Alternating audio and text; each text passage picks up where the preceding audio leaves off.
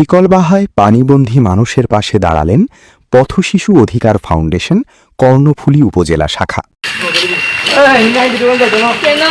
টানা ভারী বর্ষণে কর্ণফুলী উপজেলার শিকলবাহার অধিকাংশ এলাকার মানুষ পানিতে গৃহবন্দী। শিকলবাহা অধিকাংশ এলাকায় থই থই পানি, নেই ক্ষেত খামারির কোনো কাজ।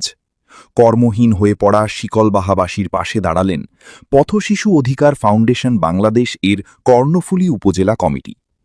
আজ ১৩ জুলাই সোমবার এলাকার ক্ষতিগ্রস্ত পরিবারের মাঝে ত্রাণ বিতরণ করেন পথশিশু অধিকার ফাউন্ডেশন কর্ণফুলী উপজেলা শাখার সভাপতি মোহাম্মদ আলমগীর হোসেন, সাধারণ সম্পাদক আরিফুল ইসলাম নুরানী, সহকারী সাংগঠনিক মোহাম্মদ জাবেদ, পরিবেশ সম্পাদক মোহাম্মদ মাসুম, প্রচার বিষয়ক সম্পাদক তানভীর, নারী ও শিশু সম্পাদিকা নমিতা, সহকারী দপ্তর সম্পাদিকা তাহমিনা সুলতানা আরিফা প্রমুখ।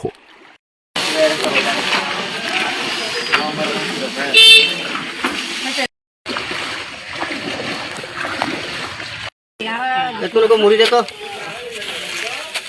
ওই খোলাটা দাও।